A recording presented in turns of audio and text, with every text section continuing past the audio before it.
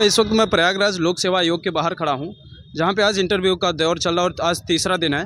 तो मैं सर का नाम, इनका एजुकेशनल बैकग्राउंड और मीडियम जानना चाहता हूँ सर। मेरा नाम अंकुर गौतम है। मैं इंग्लिश मीडियम से का छात्र हूँ और मैंने बीई मरीन किया है। मर्चेंट नेवी में मैं जॉब कर रहा था और अभी मैं डिप्टी एसपी के पद पे ट्रेनिंग कर रहा हूँ। सबसे पहला प्रश्न तो सर यहीं पे उठता है कि आपने जॉब के साथ साथ कैसे तैयारी की?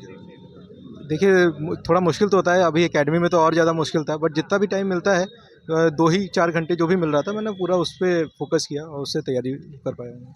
सर जैसे एक सीसैट को लेके बहुत ज़्यादा प्रश्न आता है कि क्वालिफाई नहीं हो रहा है, और खासकर जो बच्चे बीए कर रहे हैं नॉर्मली, उनके लिए आप क्या सजेशन देना चाहेंगे? क्यों? देखिए, सीसैट में जो मैथ्स है और रीजनिंग है ना, उसके लिए आपको प्रैक्टिस बहुत करना पड़ेगा। तो जो बीए भी कर रहे हैं वो अपना मैथ्स का 10 तक का जो है सिलेबस पूरा अच्छे से पढ़ें और जितना हो सके उसको प्रैक्टिस करें और रेगुलर प्रैक्टिस करें। अच्छा, एक बार हमको आप सब्जेक्ट वाइज बुक लिस्ट बता सकते हैं? जी, सब्जेक्ट वाइज तो जैसे आपका GS1 में हिस्ट्री है। हिस्ट्री के लिए आप ये क्या नाम स्पेक्ट्रम बहुत रामायण है, उसको आपको लेना ही लेना है। उसके बाद आर्ट एंड कल्चर के लिए नितिन सिंघानिया ले सकते हैं और ज्योग्राफी के लिए NCERT काफ़ी है 11-12 की खास करके। और यूपी में अगर आप हैं तो 6 से लेकर 10 तक बहुत ज़रूरी है। और उसके बाद सोसाइटी में जो है आप अगर किसी कोचिंग के नोट्स मिल जाते हैं, विजन के नोट्स मिल जाएँ तो अच्छा है वो। और उसके अलावा आपका GS2 में लक्ष्मीकांत रामबाण है, उसको आपको कोई ऑल्टरनेटिव नहीं है, वो आप ज़रूर लें। उसके बाद गवर्नेंस के लिए नोट्स ले सकते हैं कोचिंग के। GS3 में जो है आपका इकोनॉमिक्स आता है। इकोनॉमिक्स में किसी अच्छी कोचिंग के नोट्स चल जाएंगे, वैसे रमेश सिंह भी आती हैं, बट वो थोड़ा अगर नहीं आप पढ़ पा रहे हैं तो आप अच्छी कोचिंग के नोट्स ले सकते हैं। और डिजास्टर मैनेजमेंट और एग्रीकल्चर, इन सब के लिए भी कोचिंग के नोट्स पर्याप्त हैं। बाकी एथिक्स में जो है, एथिक्स और एप्टीट्यूड में आप ट्राई करिए कि अपने ही शॉर्ट डेफिनेशंस बना लीजिए। जो पूरा सिलेबस है उसका आप पूरा छोटा छोटा डेफिनेशंस बना लीजिए और एग्जाम्पल्स देख लीजिए।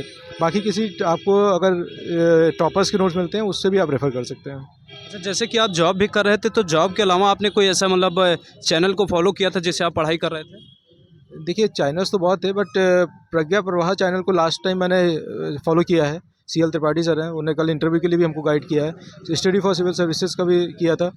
और बाकी आप ओनली IAS है, ओनली IAS में आप एडिटोरियल ज़रूर देखें, बहुत अच्छा है उसमें। और जो भी आपको लगता है कि जो आपको अच्छा लगे, मतलब आप 2-3 चैनल देख रहे हैं बट आप जिसको समझ पा रहे हैं वो बहुत ज़रूरी है। हम लोग जो है सोचते हैं कि हर चीज़ पढ़ लें, वैसा नहीं हो पाएगा। जो आपको स्पेसिफिक अच्छा समझ में आए वो पढ़िए आप। अच्छा, जब हम प्रयागराज के इस कर्म भूमि पे प्रवेश करते हैं, तो सबसे पहले हम कटरा में प्रवेश करके हाइलाइटर बहुत खरीद लेते हैं, और एक तो पॉलिटी की लक्ष्मीकांत बहुत मोटी बुक है, तो क्या उसको पूरा पेंट करके पढ़ना ज़रूरी है या कैसे उसको पढ़ा? ये तो आपके ऊपर है। आप जब मैं तो पेंट करके ही पढ़ता था। हाइलाइटर मतलब देखिए, आप ये ज़रूरी नहीं है आप पूरा ही पेंट करें, बट इंपॉर्टेंट तो आपको मार्क करना पड़ेगा। या तो आप अपने शॉर्ट नोट्स बनाइए, नहीं तो इंपॉर्टेंट मार्क करके उनको रिवाइज़ करिए, वो बहुत ज़रूरी है। अच्छा, जैसे ऑप्शनल का पेपर हट चुका है, तो आपने यूपी स्पेशल के लिए कैसे तैयारी की है? यूपी स्पेशल के लिए मैंने एक तो आपका ओनली IAS की एक किताब निकली थी, उसका थोड़ा पढ़ा था। और उसके अलावा अभ्युदय कोचिंग है, उसका नोट्स आया था, तो उसको मैंने रेफ़र किया था। और बाकी और भी कोचिंग्स के नोट्स आ रहे हैं, बट आप जितना हो सके लिमिट कर लीजिए, क्योंकि इतना नोट्स आ चुका है तो आप बहुत कंफ्यूज हो सकते हैं उसके लिए। सर, लास्ट क्वेश्चन ये होगा कि आपने जब तैयारी करना, मतलब पहले से आप तैयारी कब से शुरू किए हैं? जो मैंने तैयारी 2018 से शुरू किया था। उसके बाद ये मेरा दूसरा इंटरव्यू है और वैसे तीसरा मेंस है जी। और सर, एक चीज़ ये है कि आपसे अभी करंट रिलेटेड कोई प्रश्न पूछा गया इंटरव्यू के दौरान? नहीं, मेरा RN त्रिपाठी सर का बोर्ड था, उन्होंने जितना हो सिचुएशनल क्वेश्चन ही पूछा है।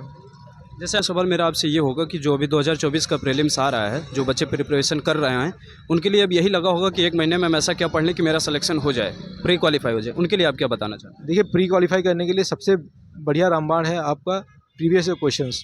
आप उसके 10-12 साल की ज़रूर लगाइए और उस टाइम मोड में लगाइए। जैसे 9:30 से पेपर होता है, तो 9:30 से 11:30 बैठ के लगाइए ही लगाइए। और 8-10 पेपर आप लगाएंगे ना, तो आपका कॉन्फिडेंस अपने आप बिल्डअप होगा। बाकी करंट अफेयर्स देख लीजिए, जो आई दृष्टि आती है वो एक देख सकते हैं, घटना चक्र वाली। और बाकी जो भी सिलेबस है उसको स्टैटिक वाला है वो पढ़ने की पूरी कोशिश करिए, उससे आपका प्री निकल जाएगा आराम से। तो आप देख सकते हैं कि ये सर जॉब के साथ पढ़ाई किए हैं और ये इंटरव्यू देने के लिए आए थे, और मैं यही चाहता हूँ कि सर अपनी मंजिल पे पहुँचें। बहुत बहुत धन्यवाद sir. Thank you, thank you, thank you.